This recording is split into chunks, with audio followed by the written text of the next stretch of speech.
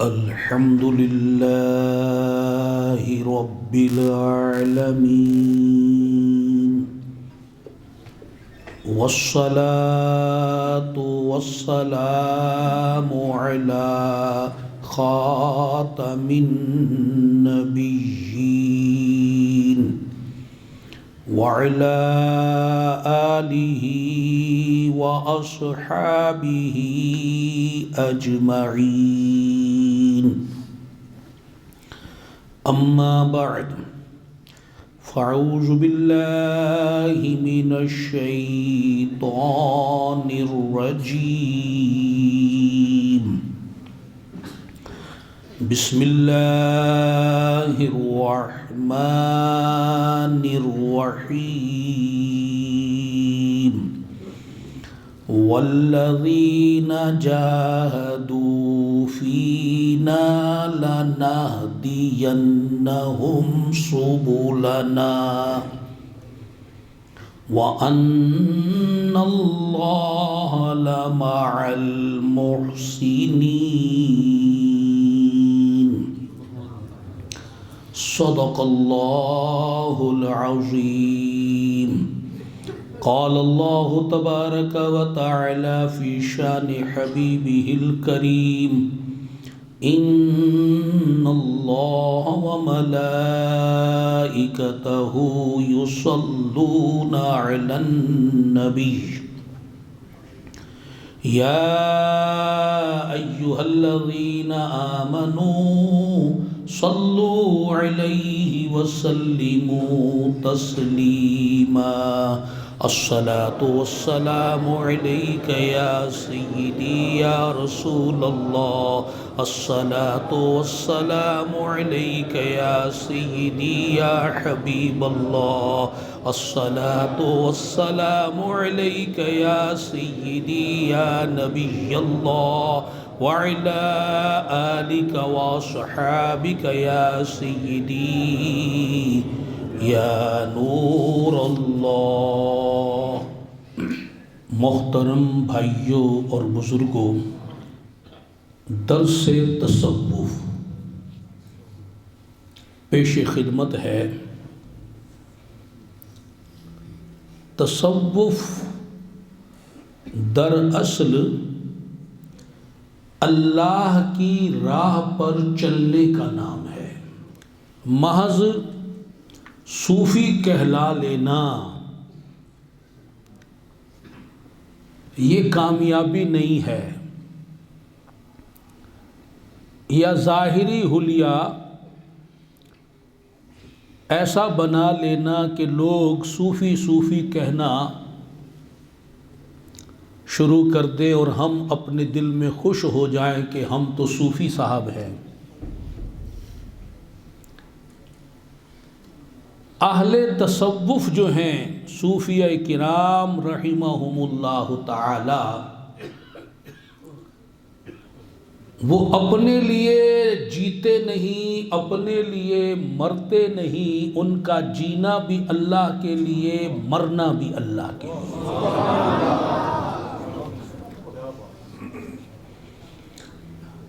ہم یہاں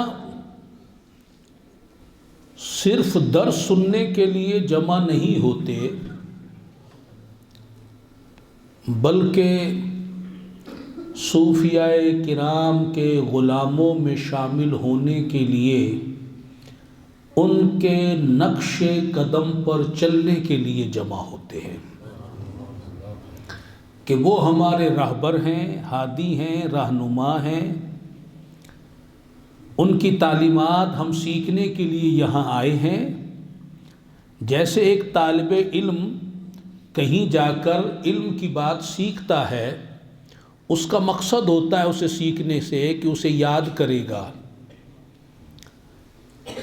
اب اس میں دو باتیں ہیں، یا تو اس کی کوئی طلب ہوگی کہ میں امتحان دوں گا اور پھر پاس ہوں گا اور یہ حاصل کروں گا، یا اس کی طلب یہ ہوگی کہ میں اس پر عمل کروں گا اور میں اپنی زندگی کو اچھا کامیاب اور کامران گزاروں گا. ہم یہاں پر جمع ہوئے ہیں کہ ہمیں پتہ ہے کہ یہاں صوفیہ کرام رحمہم اللہ تعالی کی تعلیم دی جاتی ہے، ہم ان کی تعلیم کو حاصل کریں، اسے یاد کریں، اس کے مطابق اپنی زندگی گزاریں، تاکہ کل قیامت میں ان کے غلاموں میں ہمارا شمار ہو جائے،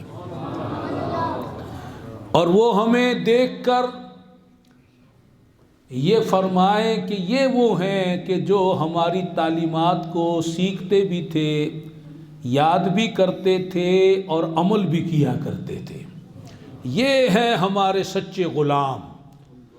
تو ان کے غلاموں میں شامل ہونے کے لیے ہماری یہ حاضری ہوتی ہے۔ تو میں نے عرض کیا، اب جو بات ہم ان بزرگوں کے بارے میں کر رہے ہیں ویسا ہم نے جینے کی کوشش کرنی ہے۔ تو صوفیہ کرام رحمہم اللہ تعالی کا جینا مرنا اللہ کے لیے، اللہ تبارک و تعالی نے اپنے محبوب کو فرمایا، کل محبوب فرما دیجئے ان صلاتی و نسکی و محیای و مماتی للہ رب العالمین، کہ میری نماز بھی اللہ کے لیے، میری قربانی بھی اللہ کے لیے، میرا جینا بھی اللہ کے لیے، میرا مرنا بھی اللہ کے لیے۔ یہ قرآن تعلیم دے رہا ہے، اللہ یہ تعلیم دے رہا ہے اپنے محبوب کی زبان سے۔ اپنے بندوں کو، مومنوں کو کافروں کی طرف نہ دیکھو، ان کا جینا کیسے ہے، ان کا مرنا کیسے ہے، وہ نماز کسے کہتے ہیں، وہ قربانی دینا کسے کہتے ہیں۔ تمہیں میں نے ایمان بخشا ہے، اپنے محبوب کی غلامی کا شرف بخشا ہے، ان کی زبان سے جو نکلتا ہے وہ ہدایت ہی کا جملہ نکلتا ہے، یہ تمہارے لیے ہدایت فرما رہے ہیں کہ اگر تم ان کے پیچھے چلو گے یحببکم اللہ، تمہارا اللہ تم سے محبت فرمائے گا، تم اللہ کے محبوب بن جاؤ گے۔ تو پھر میرے محبوب کی زبان سے تم نے سن لیا کہ تمہاری جو بھی نماز ہے وہ اللہ کے لیے ہونی چاہیے، کوئی دکھلاوا نہ ہو، کوئی ریاکاری نہ ہو، کوئی اور غرض و غایت نہ ہو، بس صرف مقصود اور مطلوب اور محبوب اللہ کی رضا ہو۔ الہی انت مقصودی ورضاک مطلوبی، اے اللہ اس نماز سے میرا مطلوب، میرا مقصود صرف تو ہے، اور میں صرف تیری رضا کا طالب ہوں۔ تو تمہاری نماز اللہ کے لیے، قربانیاں اللہ کے لیے، اور تمہاری جو یہ زندگیاں ہیں، یہ جینا جو ہے اپنے لیے نہیں جینا، للہ رب العالمین، اللہ کے لیے جینا ہے۔ اب مجھے اور آپ کو غور کرنا ہے کہ جو زندگی اب تک ہم نے گزاری ہے وہ اللہ کی رضا والی زندگی شمار ہوگی یا ہم نے اپنی من مرضی والی زندگی گزاری ہے۔ آج ہمیں یہ احتساب کرنا ہے، غور کرنا ہے۔ اللہ تعالیٰ نے تو حکم دیا کہ میری خاطر جیو، میری رضا کے لیے جیو۔ اب تک جو ہم کھاتے پیتے رہے، سوتے جاگتے رہے، گھر میں رہے، باہر رہے، کاروبار کرتے رہے، لین دین کرتے رہے، ملاقاتیں کرتے رہے، جس انداز پر ہم نے اوقات گزارے، کیا وہ سب کچھ اللہ کی رضا کے لیے تھا یا دوستوں کو خوش کرنے کے لیے، گھر والوں کو راضی کرنے کے لیے، سوسائٹی، معاشرے، فیملی، خاندان میں ناک اور نام اونچا کرنے کے لیے؟ وہ کس لیے تھا؟ اس کا پرپز کیا تھا؟ ہمارے ذہن میں اس کا مقصد کیا تھا؟ ہم اللہ کے لیے زندگی گزارتے رہے یا نفسانی خواہشات کی تکمیل کے لیے زندگی گزارتے رہے؟ یہ سوچنے کی بات ہے، یہ لمحہ فکریہ ہے۔ زندگی کا ایک بڑا حصہ ہم نے غور ہی نہیں کیا کہ میرے صبح و شام گزرتے کس لیے ہیں۔ چلیے وہ تو غفلت میں وقت گزرا، اس پر اللہ تعالیٰ کے حضور توبہ کیجیے، معافی مانگیے۔ آج سے، اب سے تو یہ احتساب شروع ہونا چاہیے۔ میں یہاں آیا کس لیے ہوں؟ اللہ کے لیے، کسی کی دوستی کی خاطر نہیں آیا کہ چلو جی اس نے کہا چلو اسے خوش کرنے کے لیے چلتے ہیں، محض اس کی خوشی کے لیے آ گئے۔ اللہ کے لیے واپس جائیں گے، اللہ کے لیے گھر میں رہیں گے، اللہ کے لیے۔ اب دیکھنا ہے گھر میں رہتے ہوئے جو میں کہہ رہا ہوں، جو کر رہا ہوں، وہ اللہ کی خوشی والی بات ہے یا ناراضی والی۔ گھر میں سونا ہے آج اللہ کی رضا کے لیے، اٹھنا ہے اللہ کی رضا کے لیے، صبح جو بھی میں نے کام کرنے خواہ وہ دنیا ہی کے کیوں نہ ہو، اللہ کی رضا کے لیے کرنے ہیں۔ تو جب میں کام کاج گھر بار سب کچھ اللہ کے لیے کرنے لگا ہوں، تو اب یہ بھی دیکھنا ہے وہ کام ہے کیسا، اللہ کو راضی کرنے والا ہے بھی یا نہیں۔ یہ نہ ہو کہ کام تو ہو اللہ کو ناراض کرنے والے اور میں اللہ کو راضی کرنے کی نیت کیے بیٹھا ہوں، تو یہ تو بہت بڑا دھوکہ اور بہت بڑا گناہ ہو جائے گا۔ تو جس طرح میں نے عرض کیا کہ اللہ والے اپنے لیے نہیں جیتے، وہ اللہ کے لیے زندگی گزارتے ہیں، ان کا جینا مرنا اللہ کے لیے۔ جب ان کا جینا مرنا اللہ کے لیے ہوتا ہے تو ہم کیا دیکھتے ہیں؟ آپ دنیاوی مثال دیکھیں کہ اگر ایک شخص نے اپنا مقصد گھر بنا لیا ہے تو اس کی صبح و شام کی فکریں اس گھر سے متعلق ہوں گی، اس کی بھاگ دوڑ، اس کی محنت۔ اگر کسی نے کاروبار کو اپنے سامنے رکھا ہوا ہے اور وہ اس کے لیے جد و جہد کرتا ہوا نظر آئے گا، بھاگ دوڑ کرتا ہوا نظر آئے گا۔ جو جس چیز کو اپنے پیش نظر رکھتا ہے، اپنا مقصد بناتا ہے، عملی طور پر بھی نظر آتا ہے۔ تو اللہ والوں کو ہم دیکھتے ہیں، ہم ان کی سیرت کو پڑھتے ہیں، جتنے بزرگان دین رحمہم اللہ تعالی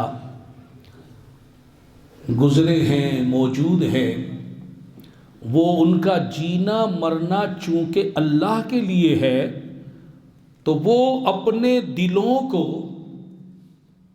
جو اللہ کا گھر ہے، جو مومن کے لیے عرش اللہ ہے، اس گھر کے لیے فکر مند نظر آتے ہیں۔ ہم زمین پر اپنے گھر بناتے ہیں، وہ اپنے دل کو عرش اللہ بناتے ہیں، اس کے لیے مجاہدات کرتے ہیں، ریاضات کرتے ہیں، عبادات کرتے ہیں، محنتیں کرتے ہیں، کوششیں کرتے ہیں، کاوشیں کرتے ہیں۔ ہر وہ کام جو دل کو اللہ کا عرش بنانے والا ہو، اس کام کو اختیار کرتے ہیں، اور وہ کام جو اللہ کا عرش بنانے کے خلاف ہو، اس کے قریب بھی نہیں جاتے۔ اور یہاں پر میں ایک بات بطور سبق عرض کرتا ہوں۔ سیدنا امام رازی رحمۃ اللہ علیہ اپنی تفسیر کبیر میں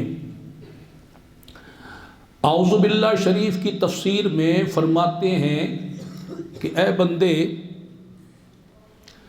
اللہ تبارک و تعالی تجھ سے فرماتا ہے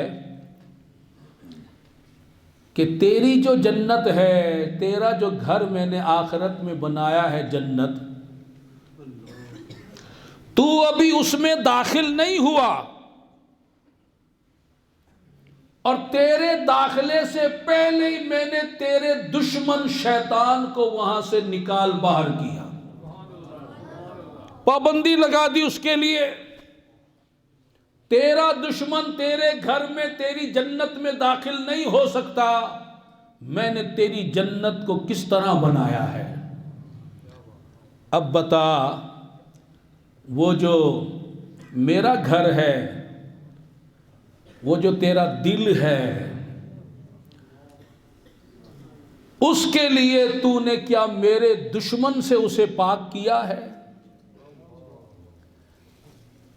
تیرا دل جو میرا گھر ہے، میرا عرش ہے، اس کی پاکیزگی کے لیے، صفائی ستھرائی کے لیے تو نے کیا اہتمام کیا ہے؟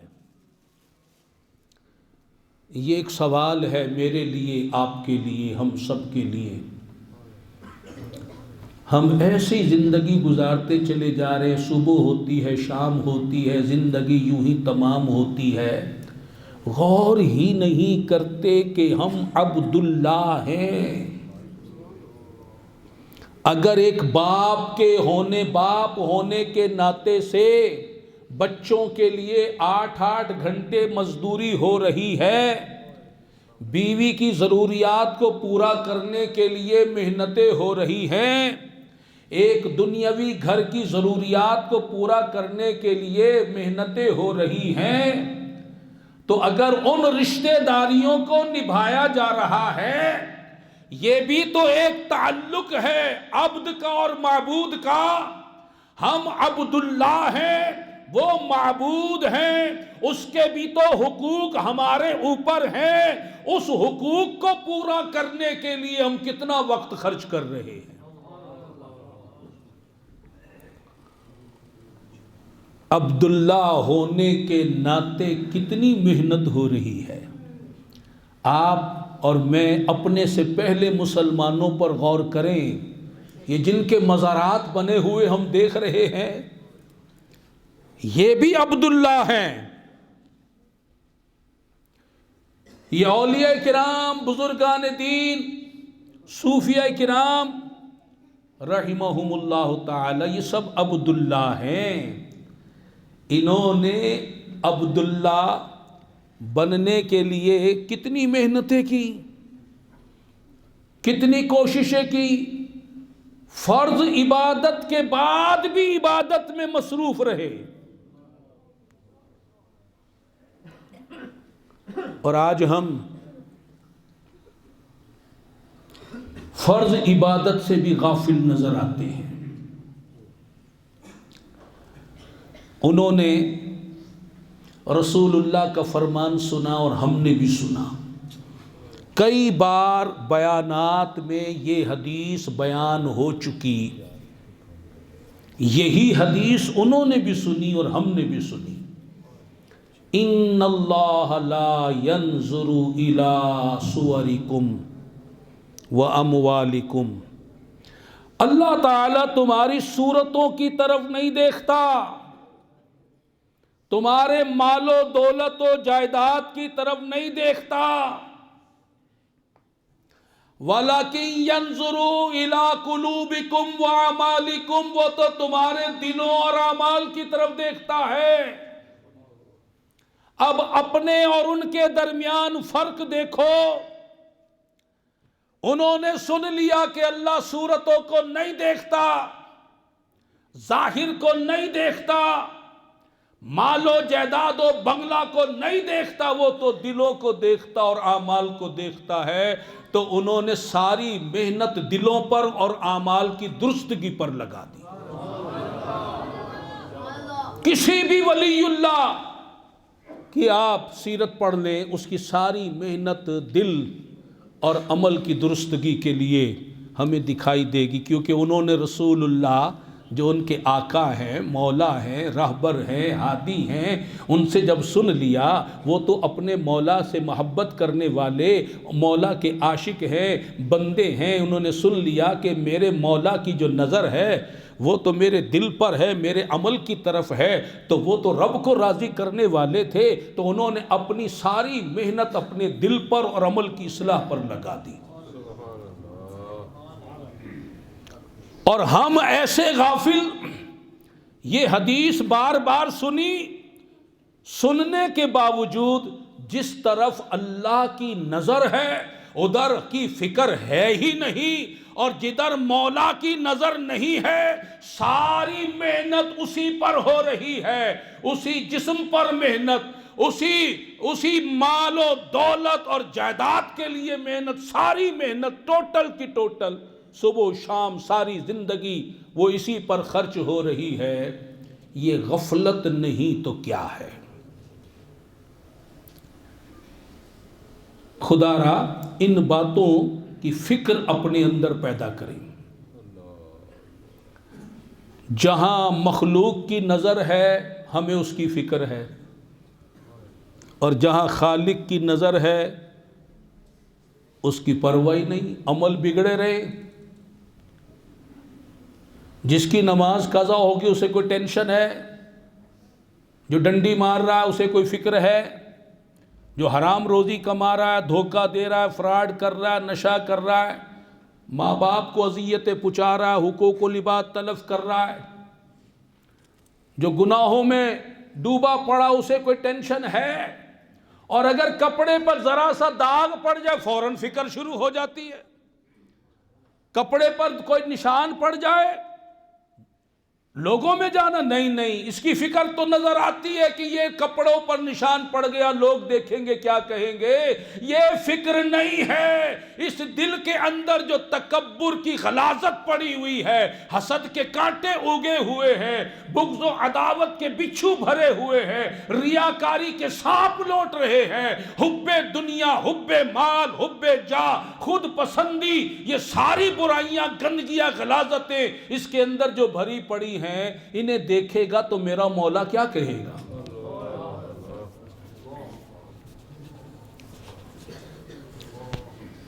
امیر المومنین سیدنا حضرت عمر فاروق رضی اللہ تعالی عنہ رات جب ہوتی تو درہ اٹھاتے، اپنے پاؤں پر مارتے اور فرماتے عمر بتا تو نے آج کیا کیا کیا ہے؟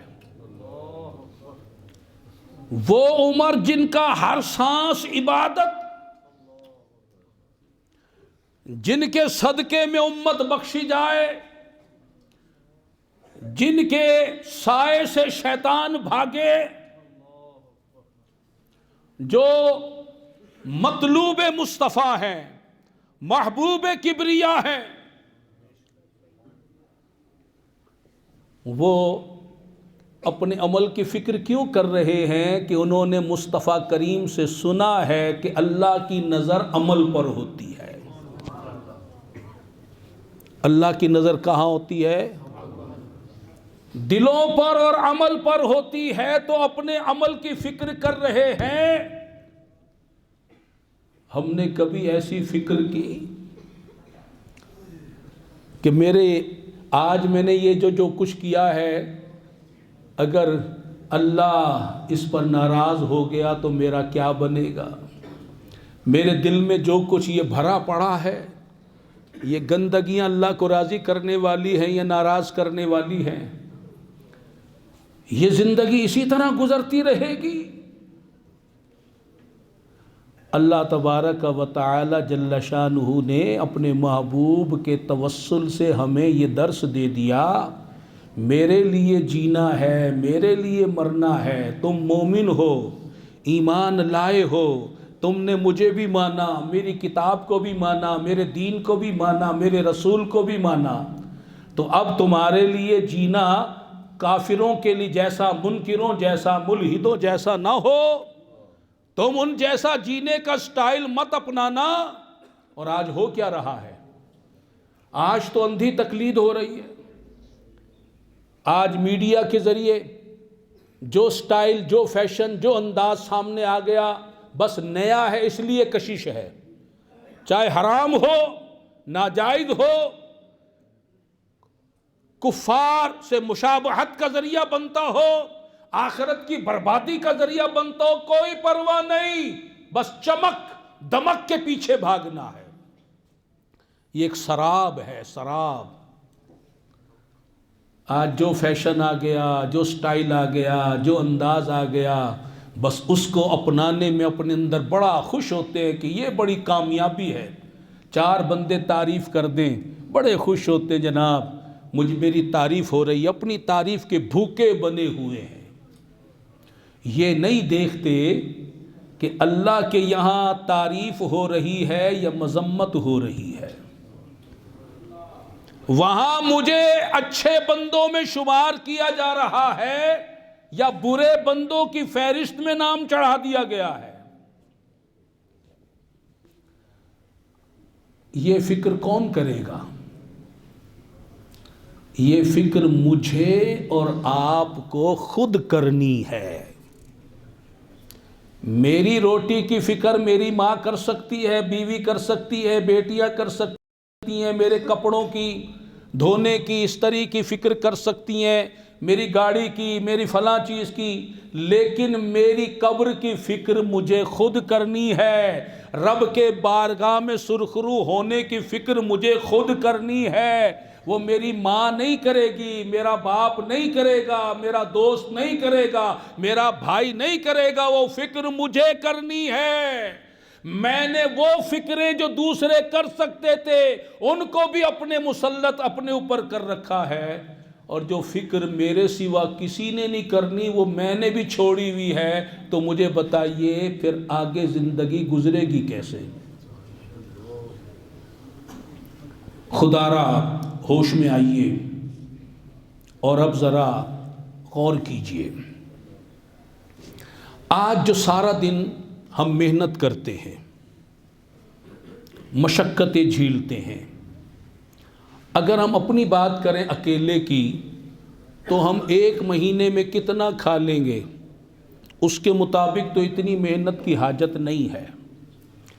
یہ جو ڈیوٹیاں کرنے کے بعد اوور ٹائم بھی لگایا جا رہا ہے، ایک نوکری کے ساتھ دوسری نوکری بھی تلاش کی جا رہی ہے، یہ 10 گھنٹے نوکریاں، محنتیں، مشقتیں، اور لوگ کتنی تکلیف والی ڈیوٹیاں کرتے ہیں، روڈ توڑنے والی، سر پر بھاری بھاری بوجھ اٹھانے والی، گرمی سردی میں ریڑیاں لگانا اور لوگوں کی تو تکار سننا، کتنی تکلیفیں اٹھا رہے ہیں. سارے تو افسر نہیں، کتنی تکلیفیں اٹھاتے ہیں، پھر نہ گرمی کو دیکھا جاتا نہ سردی کو دیکھا جاتا. اور جو ان کا باس ہے، افسر ہے، وہ جب چاہے جھاڑ پلا دے، ڈانٹ دے، ہاتھ تک اٹھا لیتے. نوکری سے نکلنے کی دھمکیاں، یہ سب کچھ کس کے لیے برداشت ہو رہا ہے؟ بیوی بچوں کے لیے، گھر والوں کے لیے، ان کے لیے یہ گرمی سردی برداشت ہو رہی ہے. کتنے لوگ ایسے ہیں جن کی نوکریاں فیکٹریوں میں ان کی نائٹ ڈیوٹیاں آ جاتی ہیں، نائٹ شفٹ لگتی ہے، رات کو وہ ڈیوٹیاں کرتے ہیں، 12 گھنٹے کی ڈیوٹیاں لگ جاتی ہیں. ایک شفٹ ختم ہوئی، اگلی شفٹ والا آیا نہیں، آپ ہی نے ڈیوٹی کرنی ہے، ڈبل شفٹ چل رہی ہے.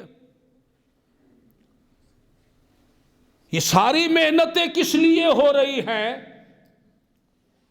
اپنے گھر والوں کی ضرورت کو پورا کرنے کے لیے. اب ذرا غور کریں، گھر والوں کے رشتے کو سامنے رکھ کر ان کی ضرورت کو پورا کرنے کے لیے نہ گرمی دیکھی، نہ سردی دیکھی، نہ سامنے والے کی سختی دیکھی، نہ نیچر آف جاب کی سختی کو دیکھا. سب کچھ خوشی خوشی برداشت کرتے ہیں، کسی کو کوئی اس میں ٹینشن نہیں. جتنی مشکل کام وہ روزانہ جا جا کر رہا ہے. کوئی ٹینشن ہے؟ کوئی پریشانی ہے؟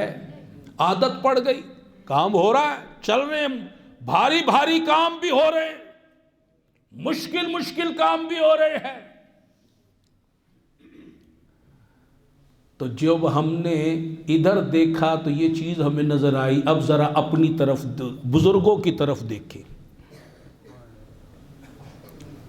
ہم دیکھتے ہیں کہ وہ اتنی بڑی بڑی عبادتیں کرتے ہیں، ساری رات جاگنا، 500 نفل پڑھ رہے ہیں، تلاوت قرآن میں وقت گزر رہا ہے.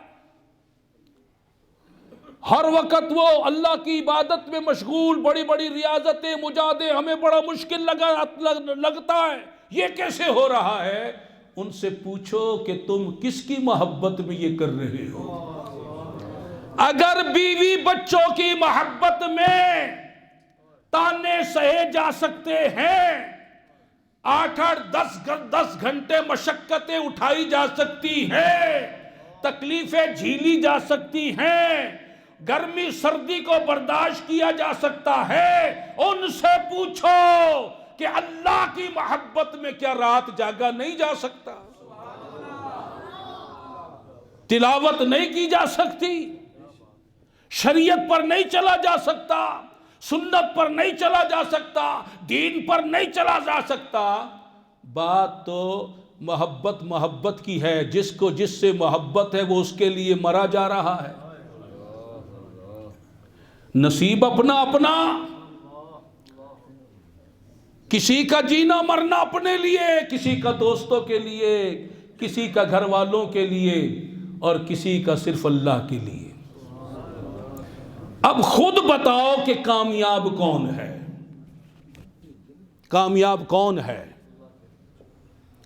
اب ایک طرف تو ہم کامیاب انہیں کہیں جو اللہ سے لو لگائے ہوئے ہیں، لیکن خود اس کامیابی سے دور بھاگیں، اور کامیابی اسے سمجھیں جو یہودیوں کا طریقہ ہے، عیسائیوں کا طریقہ ہے، ہندوؤں کی رسم و رواج ہے، کفار و مشرکین کے طور طریقے، تہذیب و تمدن ہے، اور اس میں ہم سمجھیں یہ بڑی ترقی کا زینہ ہے، اس کے بغیر ہم ترقی نہیں پا سکتے، کامیاب نہیں ہو سکتے۔ زبان سے تو کہیں کہ کامیابی اولیاء اللہ کے طریقے میں ہے، مگر ہم اپنے عمل سے ثابت کریں کہ کامیابی کافروں کے طریقے میں ہے، یہ منافقت نہیں تو کیا ہے؟ تو خدا را جائزہ لے کہ جینے کے لیے ہم نے معیار کنہیں بنایا ہے۔ اللہ نے قرآن میں ہمیں درس دیا، اہدنا الصراط المستقیم صراط الذین انعمت علیہم، آگے فرما دیا غیر المغضوب علیہم ولا الضالین۔ ایک گروہ کے نقش قدم پر چلنے کی دعا سکھائی گئی کہ جن پر اللہ نے انعام فرمایا ہے ان کی سنگت مانگو، ان کی پیروی مانگو، ان کے طریقے پہ چلنا، ان کی غلامی مانگو، اور جن پر اللہ نے غضب فرمایا ہے ان سے پناہ مانگو۔ یہ دونوں سورہ فاتحہ میں سبق موجود ہیں، ہر نماز میں ہم دہراتے ہیں اس سبق کو، لیکن عملی طور پر کیا ہو رہا ہے؟ عملی طور پر کیا ہو رہا ہے کہ جن پر اللہ کا غضب ہوا وہ کون ہے؟ یہود، نصارہ، یہ مشرکین، یہ کفار، ان پر اللہ کا غضب۔ اپنی عملی زندگی میں ہم نے جو جینے کا سٹائل بنایا وہ محمدی سٹائل نہیں ہے، وہ صحابہ کا طریقہ نہیں ہے، وہ غوث اعظم کا طریقہ نہیں ہے، وہ خواجہ اجمیر کا طریقہ نہیں ہے، وہ داتا حضور کا طریقہ نہیں ہے، وہ بابا فرید کا طریقہ نہیں ہے۔ ہم میں سے کس کس نے، جانتے تو ہم سب کو ہیں، داتا حضور کو جانتے ہیں، بابا فرید کو جانتے ہیں، غوث اعظم کو جانتے ہیں، حضرت ابوبکر صدیق کو جانتے ہیں، فاروق اعظم کو جانتے ہیں، عثمان غنی کو جانتے ہیں، مولا علی کو جانتے ہیں، حسن و حسین کو جانتے ہیں ان سب کو۔ تو پھر کبھی کوشش کی کہ میرا جینا صدیق اکبر جیسا ہو، فاروق اعظم جیسا ہو، عثمان و علی جیسا ہو، حسن و حسین جیسا ہو، میں غوث اعظم کے نقش قدم پر چلوں، میں خواجہ اجمیر کی غلامی والی زندگی گزاروں، میں بابا فرید کے طریقے پر آ جاؤں، میں داتا حضور کی تعلیمات کو اپنا لوں، ایسی کوئی کوشش آج تک کی جو زندگی گزری؟ حالانکہ نماز میں کہتے ہیں اللہ ان کے نقش قدم پر چلا دے، ان اپنے نبیوں کے، رسولوں کے، اولیاء کے، صالحین کے، یہ اصحاب رسول کے، یہ بزرگان دین کے طریقے پر چلا، اور چلانے کے لیے ایک چھوٹی سی کوشش بھی نہیں کی، اور جن سے پناہ مانگی جا رہی تھی، جینے کا سارا سٹائل انہی کے طور طریقے پر رکھا ہوا ہے۔ گھر میں بھی، دفتروں میں، اسکول اور کالج تو سینٹر ہیں ہی انہی کے، یہ مراکز ہیں ان یہود و نصارہ کے، وہاں تو تعلیم ملتی ہی انہی کی ہے۔ انہوں نے تو پہلی فرصت میں ہم سے ہماری اور ہمارے بچوں کی ظاہری حلیہ چھین کر اپنا حلیہ ڈال دیا۔ لباس بھی ان کا، تعلیم بھی ان کی، ماحول بھی ان کا، انداز بھی ان کا، پھر کہتے اہدنا الصراط المستقیم، صراط الذین انعمت علیہم۔ یہ دو رنگی چال کب تک چلے گی؟ ہوش میں آئیے، یہ زندگی گزرتی جا رہی ہے، آج نہیں تو کل مرنا تو ہے، اور مرنے کے بعد یہ کوئی بھی ہمارے کام نہیں آئے گا۔ مر کر آزما لو واللہ، کام صرف سرکار آئیں گے صلی اللہ علیہ وسلم۔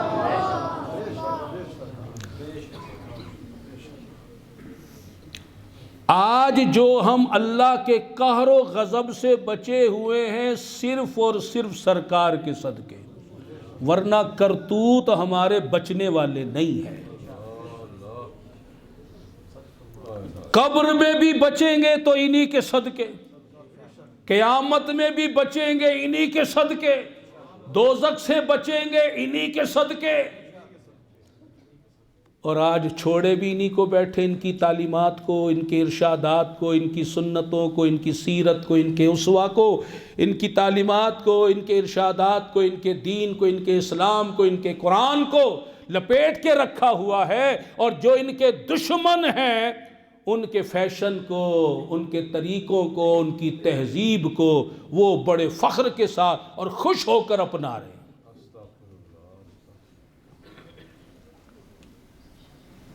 مجھے حیرت بھی ہوتی ہے، تکلیف بھی ہوتی ہے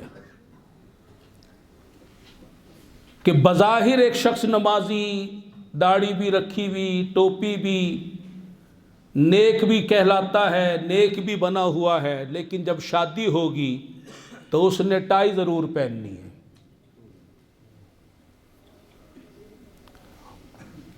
اور جب کہا جائے تو یہ زندگی شادی تو ایک ہی بار ہوتی ہے۔ پٹھی سوچ ہے نا جی، یہ ذہن نہیں بنتا کہ شادی ایک ہی بار ہوتی ہے، ساری زندگی نبی کی نہیں ماننی، آج مان لو ایک ہی بار ہوتی، دوبارہ تو ہوگی نہیں۔ یہ سوچ نہیں آتی کہ شادی ایک ہی بار ہو رہی ہے۔ گھر والے بھی کہتے ہیں ارمان پورے کرنے ہیں، کون سے ارمان؟ شیطان والے۔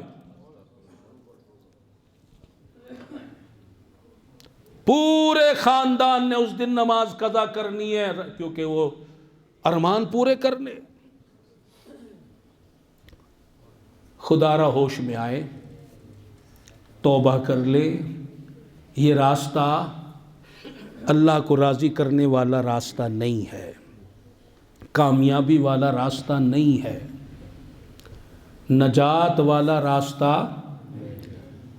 نجات والا جو راستہ ہے وہ اللہ تعالی نے فرما دیا وَمَن يُطِعِ اللَّهَ وَرَسُولَهُ فَقَدْ فَازَ فَوْزًا عَظِيمًا۔ سبحان اللہ۔ تمہیں تمہاری ماں نے کہا ہوگا اس میں کامیابی ہے، باپ نے کہا ہوگا، بھائی نے کہا ہوگا، رشتہ دار نے کہا ہوگا، دوست نے کہا ہوگا، پڑوسی نے کہا ہوگا، وہ جس کو کامیابی کہہ رہا ہے اس کی گارنٹی کیسے لوگے یہ کامیابی ہے؟ اور اللہ جو فرما رہا ہے،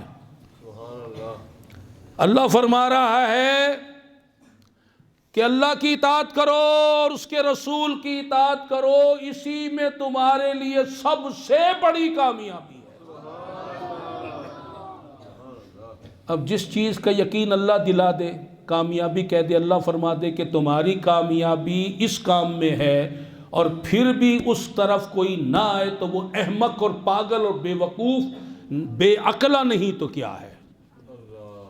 ایک راہ چلتا ہوا کہہ دے کہ تیری کامیابی اس میں ہے، وہ اس کے پیچھے چلتا ہے، اور تیرا خدا تجھے کہہ رہا ہے کہ تیری کامیابی میرے رسول کی غلامی میں ہے، ان کی فرما برداری میں ہے، ان کی سنت پر چلنے میں ہے، شریعت پر چلنے میں ہے، دین پر چلنے میں ہے، ان کے اوصاف حسنہ اخلاق کریمانہ اپنانے میں ہے، اور پھر بھی ہم رسول اللہ کا طریقہ چھوڑ بیٹھے، ان کے دین کی طرف نہ جائیں، ان کے دین پر عمل نہ کریں، شریعت پر عمل نہ کریں، سنت پر عمل نہ کریں، پھر بھی ان کے دشمنوں کے فیشن اپنائیں، تو پھر اسے بے وقوفی نہیں کہیں تو کیا کہیں؟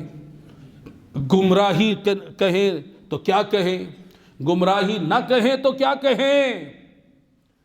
تو اپنے آپ کو برباد مت کرو۔ یہ کافر لوگ تو اللہ رسول کی مانتے نہیں، قرآن کی سنتے نہیں، رسول اللہ کے فرمان کو مانتے نہیں، تو اس لیے وہ جو چاہے کرنے دو انہیں، وہ مر کر تو جائیں اللہ کے دربار میں، انہیں پتہ چلے گا کہ یہ دنیا میں گل چھرے اڑانے کا نتیجہ کیا تھا، اللہ و رسول سے پیٹھ پھیرنے، ان کے حکم سے منہ موڑنے کا نتیجہ کیا تھا، انکار خدا، انکار مصطفیٰ کا نتیجہ کیا ہوتا ہے، وہ سب انہیں پتہ چل جائے گا۔ ہم کیوں پاگل بنے ان کے پیچھے لگے؟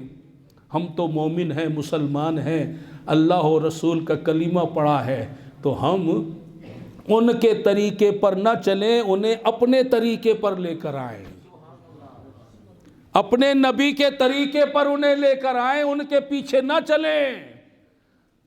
ہمارا کام ان کے پیچھے لگنا نہیں، بلکہ ان کو اسلام کے پیچھے لانا ہے۔ تو اب اپنے اوپر بھی تبدیلی لائیں، اپنے گھر میں بھی چینج لائیں،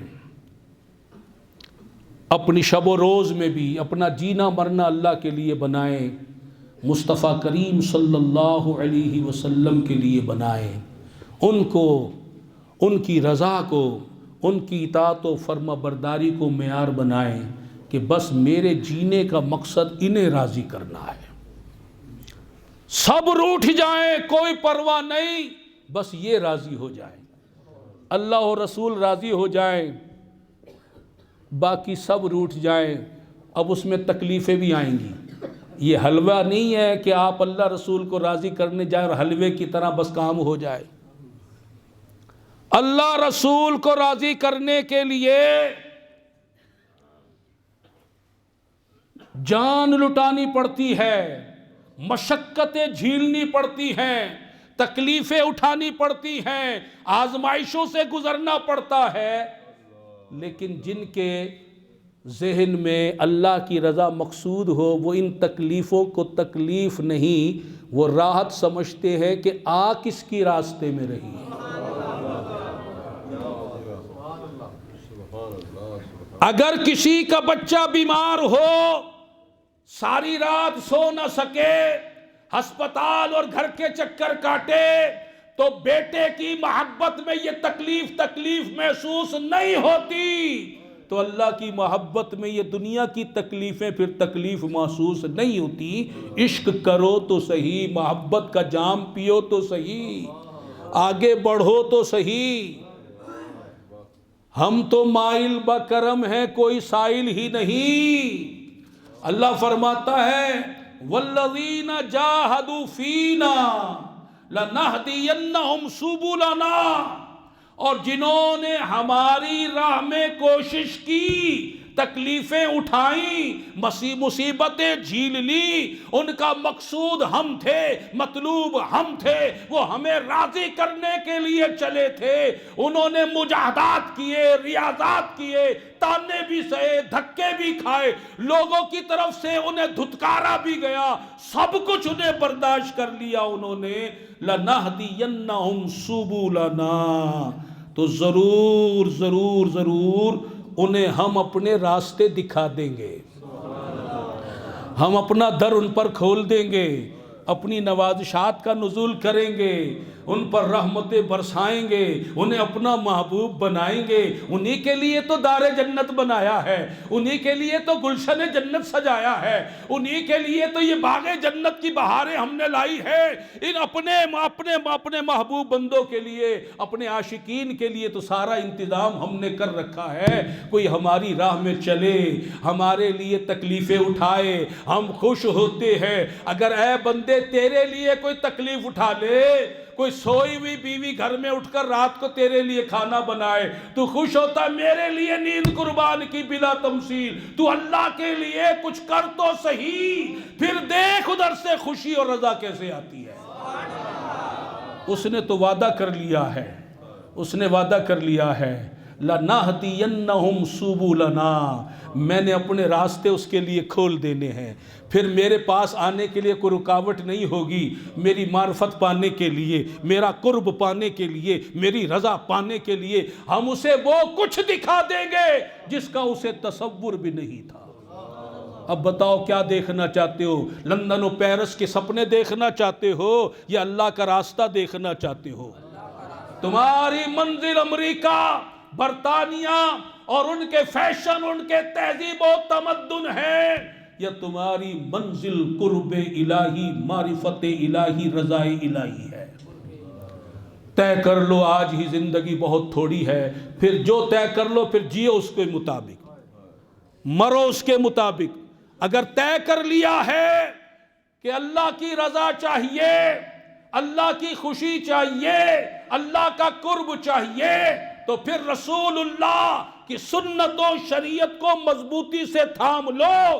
اب بلائے مخالفت کی آندھیاں چلیں، طعن و تشنیع کے زلزلے آ جائیں، کچھ بھی ہو جائے، ان کی سنت و شریعت سے منہ نہیں موڑنا۔ یہ بھی تو دیکھو، جب تم رسول اللہ کے دین پر چلو، سنت پر چلو، شریعت پر چلو، اسلام پر چلو، قرآن پر چلو، اس وقت تمہیں جو تکلیف آ رہی ہے، گھر والے بھی تانے دیں، جہاں رشتہ چل رہا ہے وہاں سے بھی رکاوٹیں اور تانے آنا شروع ہو جائیں، جس دکان پر کام کرتے ہیں ادھر سے بھی ڈانٹ ٹپٹ شروع ہو جائے، تم دل چھوٹا کیوں کرتے ہو؟ جس کے لیے تم سب کچھ برداشت کر رہے وہ اللہ دیکھ رہا ہے، وہ ہرگز غافل نہیں ہے، وہ دیکھ رہا ہے، یہ میرے لیے تانا سہ رہا ہے، میرے لیے گالی کھا رہا ہے، میرے لیے دھکے کھا رہا ہے، میرے لیے برا بھلا کہلوایا جا رہا ہے۔ اللہ کو کتنی رحمت آئے گی، اللہ کتنا پیار آئے گا، کتنا رحم فرمائے گا، اس کا ہم اندازہ کر نہیں سکتے۔ اور اس ایک نظر پر اگر وہ رحمت کی نظر ہم پر پڑ گئی تو اس کا نتیجہ ہمیں اب نظر نہ بھی آئے، مرو تو صحیح، مرنے کے بعد پتہ چلے گا کہ اللہ نے جو پیار سے دیکھا تھا اس کا انعام ہوتا کیا ہے۔ تو ہم نتیجہ مرنے کے بعد پر چھوڑ دو اور عمل کرتے چلے جاؤ، اپنی زندگی کا مقصد جو ہے وہ اللہ کی رضا کو بنا لو، اپنا جینا مرنا اللہ کے لیے۔ اور یہ ایسے نہیں ہوگا، آپ نے یہاں نیت کی، نیت اچھی کی، خلوص سے کی، محبت سے کی، لیکن باہر کی دنیا آپ کو ایسا بننے نہیں دے گی۔ یہاں تو آپ ایسا بن رہے ہیں، باہر کی دنیا نہیں بننے دے گی۔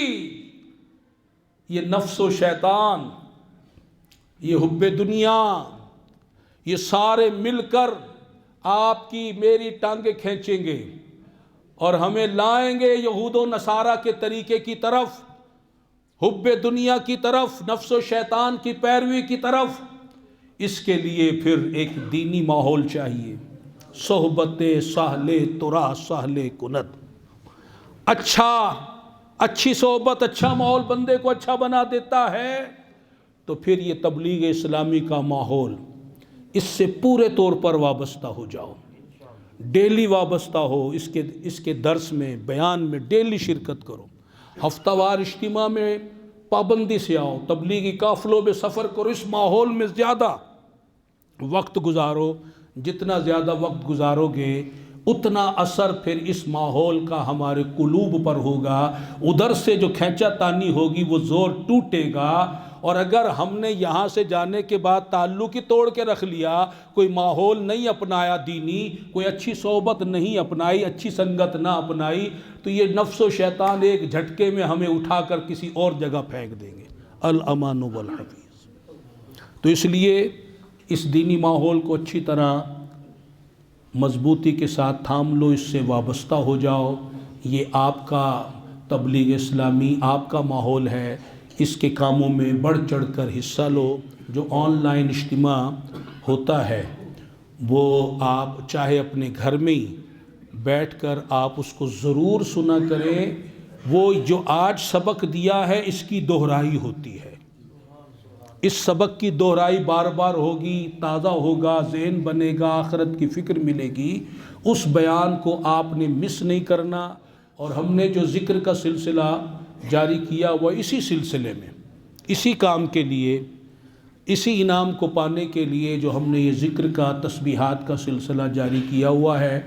جو بھائی وہ تسبیحات پڑھ رہے ہیں پابندی کے ساتھ پڑھتے رہے، اور جنہوں نے ابھی نہیں شروع کی وہ آج ایک تسبیح تو سونے سے پہلے ضرور پڑھیں، استغفار کی۔ ایک تسبیح استغفار کی پڑھیں، اور پھر 3 تسبیحوں کی عادت بنا لیں۔ ایک پڑھیں 4-5 دن، زیادہ ہفتے تک ایک کی عادت ڈال کے پھر دوسری درود پاک کی شروع کر لیں۔ ایک ہفتہ 2 تسبیحوں کی عادت بنائیں، پھر تیسرے ہفتے سے تیسری تسبیح کلمہ پاک کی پڑھنا شروع کر دیں۔ یہ 3 تسبیحوں کی آپ عادت بنائیں۔ اللہ تبارک و تعالی جل شانہ ہم سب کو توفیق رفیق مرحمت فرمائے، اور جو کچھ سنا ہے اسے سمجھنے کی، اس کے مطابق عمل کرنے کی توفیق عطا فرمائے۔ یہی بات جا کر اپنے گھر والوں کو سمجھاؤ، یہی دوست یاروں کو بتاؤ، ان کو یہاں لے کر آیا کرو، تاکہ اس ماحول میں وہ آپ کی طرح سنیں، ان کا بھی ذہن بنے، ان کی بھی آخرت کی فکر انہیں ملے، اللہ اور رسول کی محبت ملے، اور کفار و مشرکین کے طریقے سے نفرت حاصل ہو۔ اللہ تعالی ہم سب سے راضی ہو۔ اللہ تعالی ہم سب کو ہماری اس حاضری کو اپنی بارگاہ میں شرف قبولیت عطا فرمائے، آمین، بجاہ خاتم النبیین صلی اللہ تعالی علیہ وآلہ وسلم۔